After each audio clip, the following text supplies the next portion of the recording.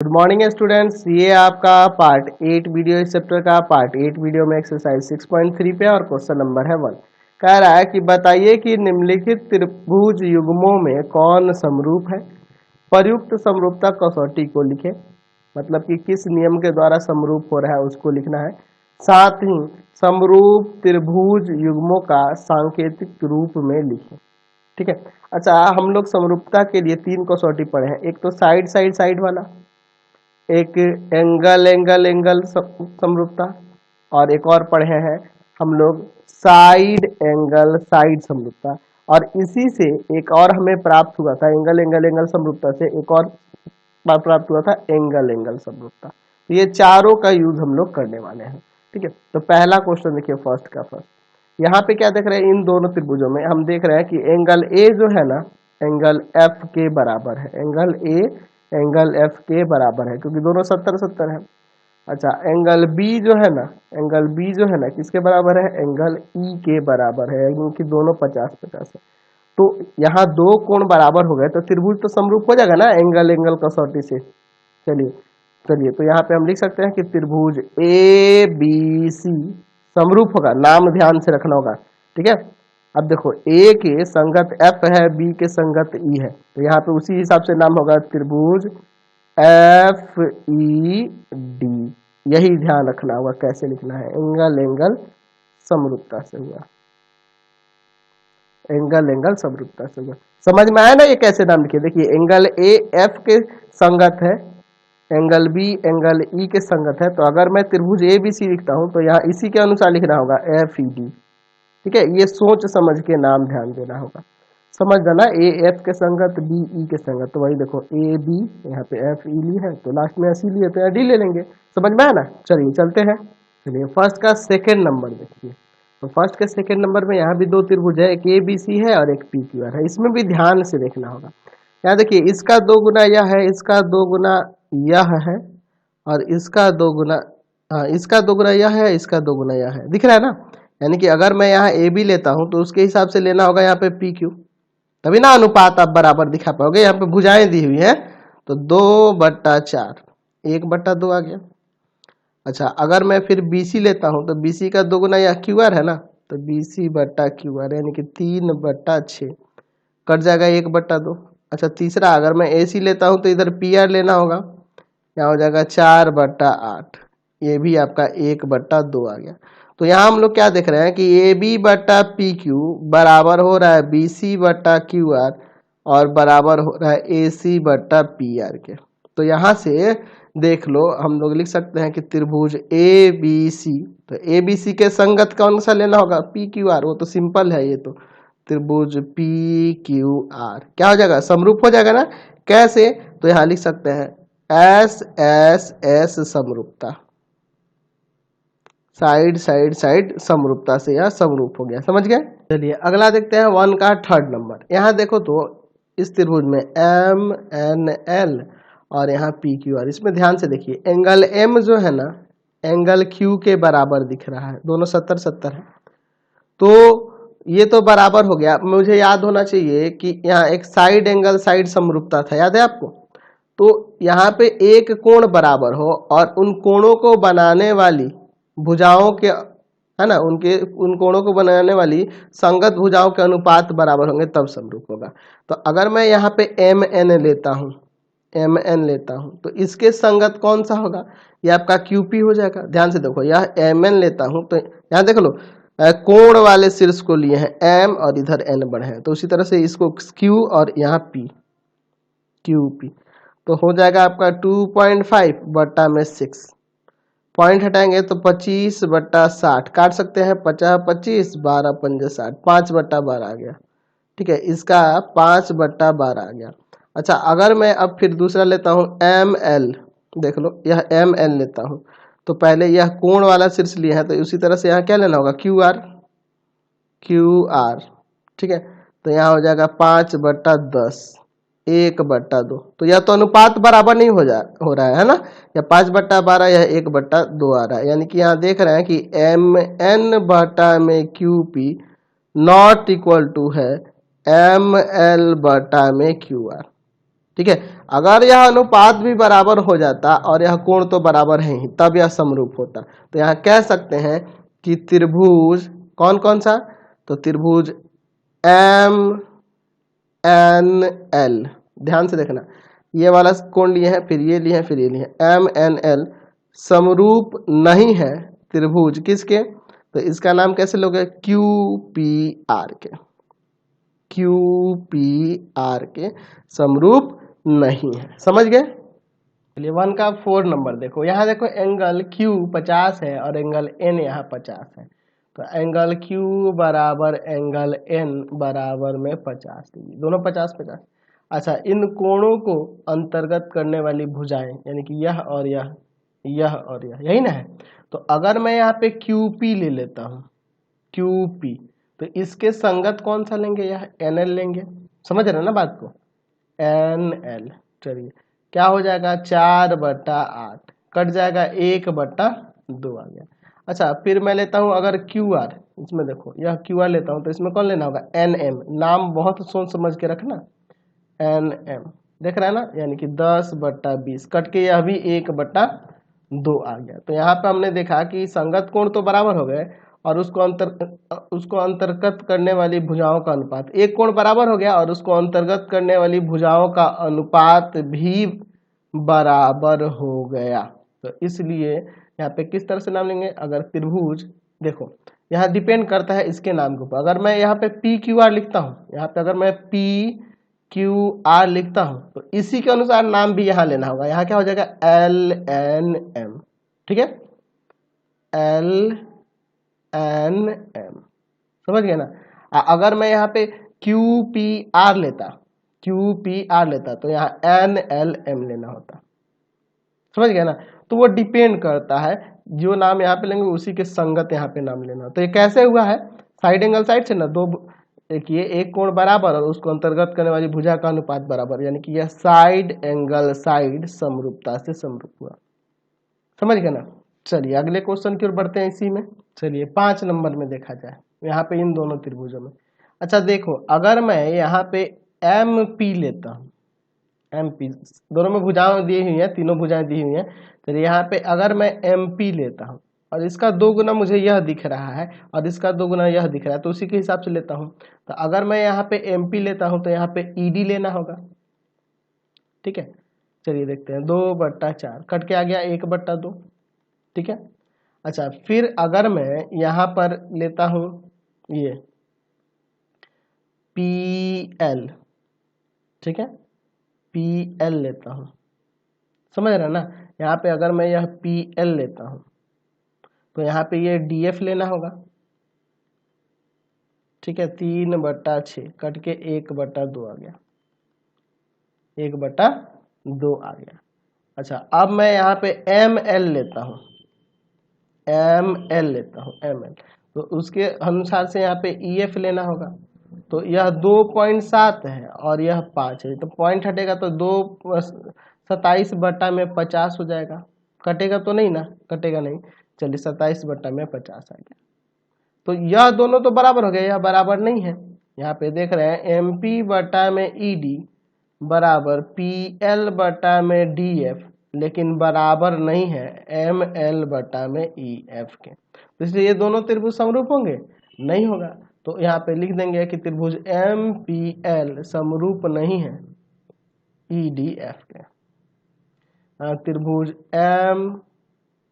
MPL, ठीक है, समरूप नहीं है त्रिभुज EDF के।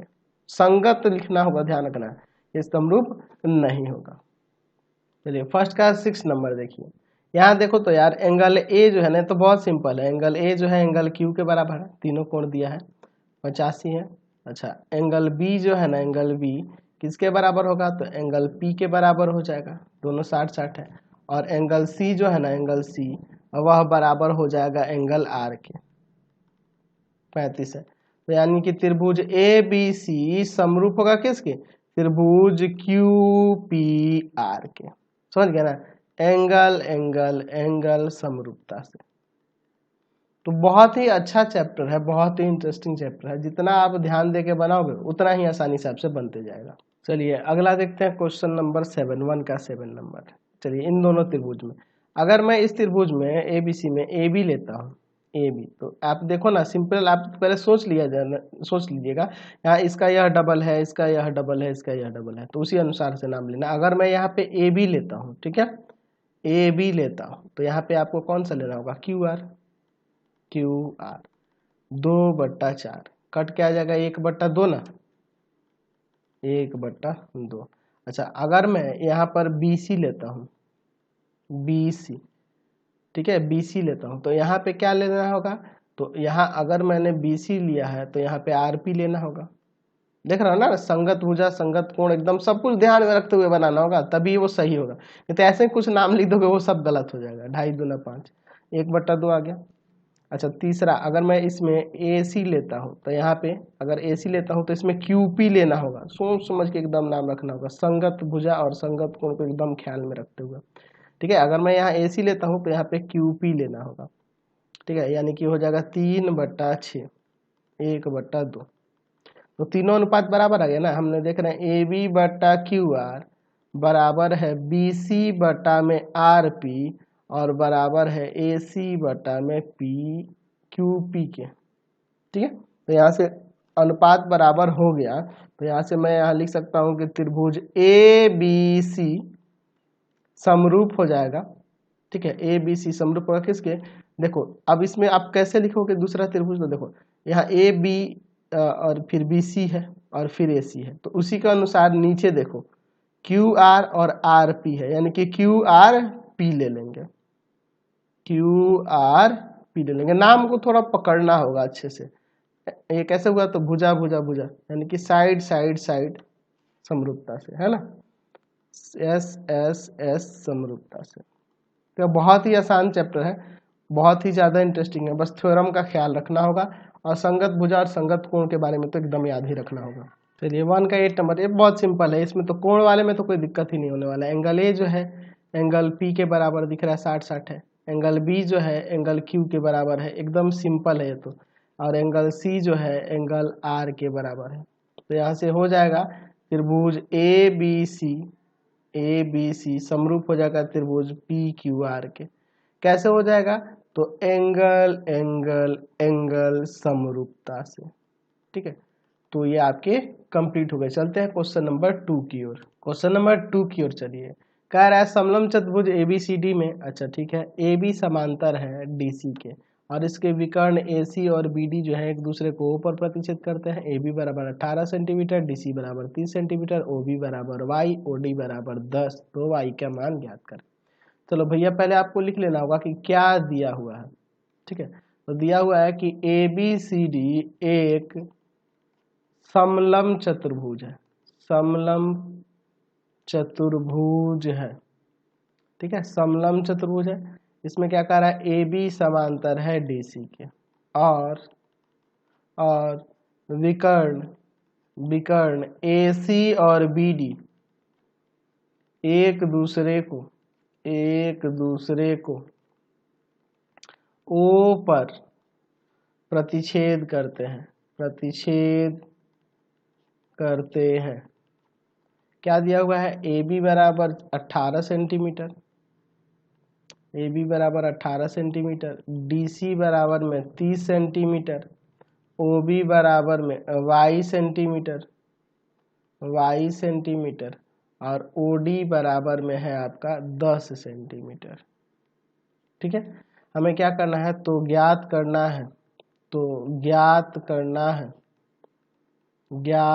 करना है किसको, Y के वैल्यू को। ये Y का वैल्यू क्या होगा ये हमें निकालना है, ठीक है। चलिए तो देखते हैं इसका हल। यहाँ पर यहाँ देखो इस फिगर में देखो, अगर मैं इस त्रिभुज को और इस त्रिभुज को समरूप कर दूं तो काम हो जाना है। तो ध्यान से देखिएगा, अगर मैं त्रिभुज OAB तथा दूसरा त्रिभुज कौन सा लूंगा, OCD में, इन दोनों त्रिभुजों में OAB और OCD। अब सोचेंगे कि सर आपने ODC क्यों नहीं लिया है, क्योंकि देखो यहाँ पे आपको पता है कि यह AB समांतर दिया है DC के, तो यह कोण इस कोण के बराबर होगा। तो अगर OAB ले रहे हैं तो इधर से OCD लेना होगा, ये सोचना होगा संगत कोण के बारे में, संगत भुजा के बारे में, संगत शीर्ष के बारे में, ठीक है। तो एंगल ओ ए बी बराबर हो जाएगा एंगल ओ सी डी। कैसे? एकांतर कोण से, एकांतर अंतः कोण से, ठीक है, एकांतर कोण, alternate interior angle, alternate interior angle ऐसे भी लिख सकते हैं। और एंगल ओ बी ए बराबर हो जाएगा एंगल ओ डी सी के, ये भी आपका अल्टरनेट इंटीरियर एंगल एकांतर कोण से ही होगा। तो त्रिभुज ओ ए बी समरूप हो जाएगा त्रिभुज ओ सी डी के। कैसे? एंगल एंगल समरूपता से, ठीक है, एंगल एंगल समरूपता से। अच्छा, जब समरूप हो गया तो हमें पता है कि दो समरूप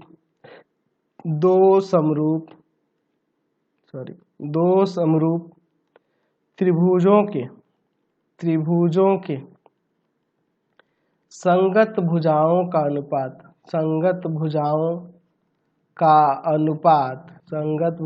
का अनुपात बराबर होता है, दो समरूप त्रिभुजों के संगत भुजाओं का अनुपात बराबर होता है, ठीक है।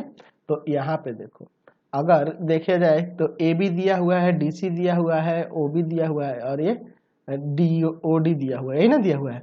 तो अगर मैं इस त्रिभुज में बात करूं, अगर ए बी लेता हूं तो ए बी के संगत, यहां से पकड़ो, ए बी के संगत कौन होगा? सी डी, ठीक है। चलिए सी डी लिखो या डी सी नहीं लिखना, सी डी ही लिख रहा है, ठीक है। अच्छा, अगर मैं इसमें ओ बी लेता हूँ, ओ बी, तो यहाँ क्या लेना होगा? ओ डी लेना होगा। जो जो दिया है ना उसी के अनुसार चलेंगे, ठीक है। अगर मान लो अगर मैं ओ ए और ओ सी लेता हूँ तो इससे क्या फर्क पड़ेगा? कोई फर्क नहीं पड़ेगा, क्योंकि वो तो दिया ही नहीं है, उससे कोई मतलब नहीं है। चलिए, तो ए बी का वैल्यू 18 है और सी डी आपका 30 है। सी डी या डी सी एक ही है ना जी। चलिए, ओ बी वाई है और ओ डी 10 है, ठीक है।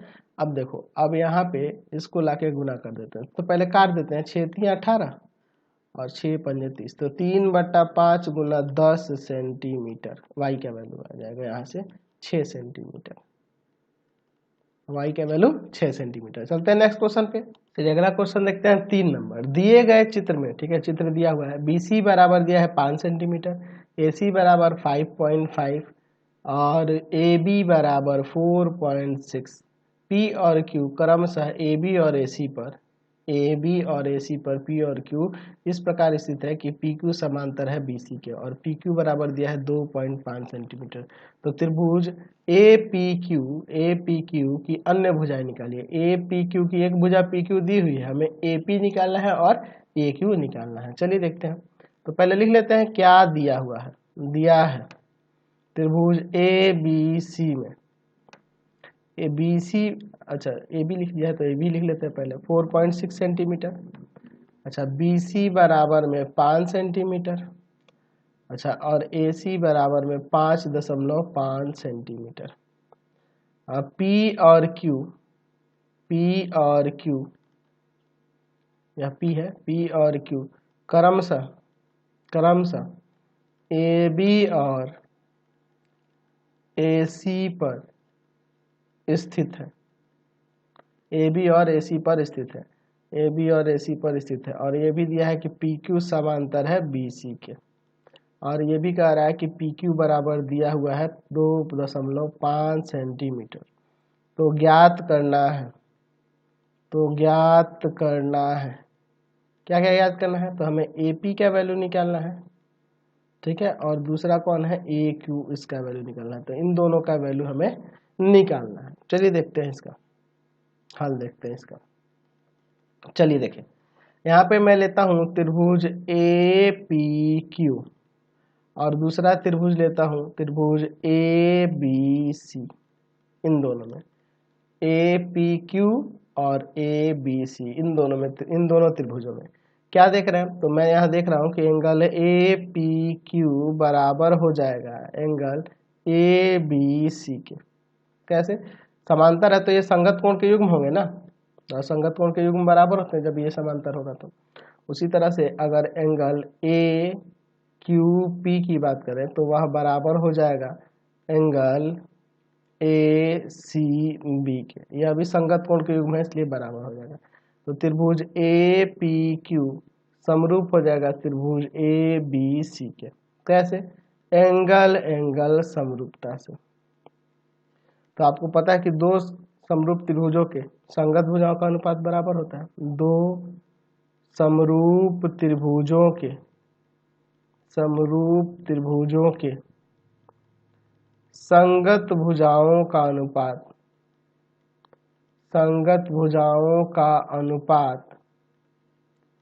बराबर होता है। दो समरूप त्रिभुजों के संगत भुजाओं का अनुपात बराबर होता है। तो अगर मैं त्रिभुज ए पी क्यू की बात करूं तो इसमें का भुजा अगर मैं ए पी लेता हूं तो उसके संगत क्या होगा? A B. अच्छा, अगर मैं त्रिभुज इस ए पी क्यू का दूसरा भुजा अगर मैं ए क्यू लेता हूं तो इसका संगत ए सी, यहीं से पता चल रहा है। अगर मैं यहाँ पे पी क्यू लेता हूं तो यहाँ पे क्या लेना होगा? B C. पी क्यू तो यहाँ इसमें लेना होगा बी सी। चलिए सबके वैल्यू लिखते हैं जो जो दिया हुआ है। तो यहाँ देखो आप, हमारे पास ए पी तो ज्ञात करना है, ए बी है 4.6। अच्छा, ए क्यू यह भी निकालना है, और ए सी है, ए सी कितना है आपका? 5.5। अच्छा, और देखिए पी क्यू है 2.5 और बी सी है आपका 5। चलिए अब इसको सॉल्व कर देते हैं। तो ये तो कट जाएगा ना, 2.5 दूना 5 1/2। तो एक काम करेंगे, यहाँ से लिख देंगे ए पी बटा 4.6 बराबर 1/2 और ए क्यू बटा 5.5 बराबर में 1/2। यह जाके उधर गुना करेगा तो ए पी बराबर हो जाएगा 4.6 बटा में 2 सेंटीमीटर, यानी कि 2.3 सेंटीमीटर आ जाएगा। और यहाँ ए क्यू बराबर हो जाएगा 5.5 बटा 2 सेंटीमीटर, यानी कि यहाँ आ जाएगा 2.75 सेंटीमीटर। समझ गए ना? चलिए क्वेश्चन नंबर 4 देखो, दिया है दिए गए चित्र में ए बी आर, एक्चुअल में ये आर होना चाहिए था, ये गलत दिया है, मैं इसको सुधार देता हूँ, यहाँ पे आर होना चाहिए था। ए बी आर, ठीक है, ए बी आर समरूप है पी क्यू आर के। ठीक है, तो हमें यहाँ पे यदि पी क्यू बराबर दिया हुआ है, पी क्यू किधर है? यह दिया है 30 सेंटीमीटर, ए आर कितना दिया है? 45 सेंटीमीटर, और यहाँ ए पी जो है 72 है, और क्यू आर जो है क्यू आर 42 है। तो हमें पी आर, कहाँ है पी आर जी? यह रहा पी आर। ठीक है, पी आर निकालना है और बी आर निकालना है। तो पी आर और बी आर निकालना है। चलिए तो देखते हैं इसको। तो हमारे पास यहाँ पे त्रिभुज ए, अच्छा ये तो पहले पी आर निकाल लेते हैं, ऐसे निकल जाएगा पी आर की बात करें, पी आर की, तो टोटल आपका ए पी में से अगर हम ए पी में से अगर ए आर घटा दे तो नहीं निकल जाएगा। तो इसको समरूपता से निकालने की जरूरत नहीं है, ऐसे ही आ जाएगा 72 सेंटीमीटर माइनस का 45 सेंटीमीटर, कितना जाएगा? यहाँ से आपका पी आर जो है वह 27 सेंटीमीटर आ जाएगा। अब चलिए, त्रिभुज ए बी आर समरूप है त्रिभुज पी क्यू आर के, यह दिया हुआ है। ठीक है, यह दिया है। तो आपको पता है कि दो समरूप त्रिभुजों के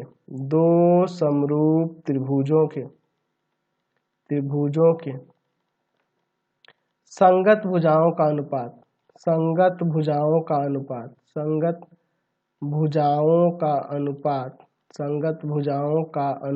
बराबर होता है। ठीक है, संगत भुजाओं का अनुपात बराबर होता है। तो अगर मैं इसमें का एक भुजा लेना चाहूँ तो ए बी से तो कोई फर्क नहीं पड़ेगा, ए बी तो हमें निकालना नहीं है, बी आर निकालना है। तो अगर मैं इसमें का बी आर लेता हूँ तो इसके अकॉर्डिंग यहाँ पे क्यू आर लेना होगा। ठीक है, अच्छा, और दूसरा अगर मैं इसमें का ए आर लेता हूँ तो यहाँ पे इसमें क्या लेना होगा? अगर मैं ए आर लेता हूँ तो यहाँ पी आर लेना होगा। सिंपल है। चलिए इतना से ही आपका काम चल जाएगा, क्योंकि हमें सिर्फ बी आर से ही तो मतलब है, बी आर और बटा में क्यू आर। तो क्यू आर का वैल्यू है 42, क्यू आर आपका 42 है, देख रहे हैं ना, क्यू आर आपका 42 है। अच्छा, ए आर, तो ए आर आपका है 45 और पी आर, तो पी आर अभी निकाले हैं 27। ठीक है, अच्छा देखो इसको काट सकते हैं ना, यहाँ पे 9 तियां 27, 9 पंजे 45, तो बी आर बराबर हो जाएगा 5 गुना 42/3। 3 से इसको काट देंगे 14, 14 पंजे 70 सेंटीमीटर, 70 सेंटीमीटर यह आ जाएगा। चलते हैं नेक्स्ट क्वेश्चन पे। क्वेश्चन नंबर 5 देखिए, चित्र में देखिए कह रहा है क्यू ए और पी बी लंब है। क्यू ए और पी बी लंब है, ए बी पर लंब है दोनों, ठीक है, ए बी पर लंब है। और ए ओ बराबर दिया है 10 सेंटीमीटर, बी ओ बराबर दिया है 6 सेंटीमीटर, पी बी बराबर दिया है 9 सेंटीमीटर। तो ए क्यू का वैल्यू निकालना है। चलिए देखते हैं, यहाँ दिया है, क्या दिया है कि क्यू ए और पी बी ए बी पर लंब है, ए बी पर लंब है। चलिए लंब दिया है, और क्या दिया हुआ है, तो इसमें दिया है ए ओ बराबर 10 सेंटीमीटर, बी ओ बराबर में 6 सेंटीमीटर और पी बी बराबर में 9 सेंटीमीटर। तो ज्ञात करना है, तो ज्ञात करना है, क्या ज्ञात करना है हमें, ए क्यू का वैल्यू निकालना है, ए क्यू इसका। चलिए देखते हैं इसका हल, देखते हैं इसका। देखिए अगर मैं यहाँ पे लूँ त्रिभुज, त्रिभुज त्रिभुज ओ ए क्यू तथा, तो दूसरा कौन सा त्रिभुज होगा, ओ बी पी, त्रिभुज ओ बी पी में चलिए एंगल ए ओ क्यू बराबर हो जाएगा एंगल बी ओ पी के। यह कोण इस कोण के बराबर होगा, ए ओ क्यू बराबर हो जाएगा बी ओ पी के। क्यों होगा बराबर, तो यह हो जाएगा शीर्षाभिमुख कोण से, वर्टिकली अपोजिट एंगल, शीर्षाभिमुख कोण से, शीर्षाभिमुख कोण से। चलिए अच्छा दूसरा क्या हो जाएगा, तो एंगल ओ ए क्यू बराबर एंगल ओ बी पी, ठीक है, ओ बी पी। क्यों हो जाएगा, तो प्रत्येक 90 है, ये दोनों क्या है, प्रत्येक 90 है। तो यहाँ से हम लोग तो यहाँ लिख देते हैं कि त्रिभुज ओ ए क्यू समरूप हो जाएगा त्रिभुज ओ बी पी के। कैसे, तो एंगल समरूपता से, एंगल समरूपता से यह समरूप हो गया। अच्छा समरूप हो गया, हमें ए क्यू निकालना है, तो हमें इसका और इसका अनुपात लेके चलना होगा। चलिए तो ध्यान से देखिएगा किस तरह से लेंगे। तो यहाँ पे पहले लिख देंगे कि दो समरूप त्रिभुजों के संगत भुजाओं का अनुपात बराबर होता है, संगत भुजाओं का अनुपात बराबर होता है, ठीक है। तो चलिए अब इस त्रिभुज का ओ ए क्यू का अगर मैं यहाँ पे लेता हूँ, ओ ए क्यू का हमें क्या निकालना है, ए क्यू ना, तो ए क्यू ले लेता हूँ, तो उसमें का कौन सा लेना होगा, बी पी, ठीक है। चलिए बी पी ले लेंगे। अच्छा अगर मैं इसमें का, इस त्रिभुज में का अगर मैं ओ ए ले लेता हूँ, क्योंकि ओ ए का वैल्यू दिया हुआ है, तो ओ ए लेता हूँ, तो उसमें का कौन सा लेना होगा, ओ बी लेना होगा। चलिए इनके वैल्यूज को यहाँ पे रख दो, ए क्यू तो निकालना है, बी पी आपका 9 है, बी पी या पी बी 9 ही ना है। अच्छा ओ ए कितना है, तो ओ ए आपका 10 है और ओ बी आपका 6 है। इसको काटते हैं, 3 दूना 6 और 2 पंजे 10, तो ये 9 जाके उधर गुना करेगा, तो ए क्यू बराबर में आ जाएगा 5 गुना 9/3। इसको इसे काट दिया 3 बार में, यानी कि 15 सेंटीमीटर ए क्यू का वैल्यू आ गया। तो इस वीडियो को यहीं पे एंड करते हैं। प्लीज़ आप चैनल को सब्सक्राइब करेंगे और वीडियो को ज़्यादा से ज़्यादा दोस्तों में शेयर करेंगे। इससे रिलेटेड वीडियो देखने के लिए सीधे डिस्क्रिप्शन में जाना, मैंने पूरे बुक का लिंक नीचे डिस्क्रिप्शन में दिया हुआ है। और प्लीज़ आप लोग वीडियो में कमेंट करके ज़रूर बताएं कि हमारे चैनल के वीडियो आपको कैसे लगते हैं।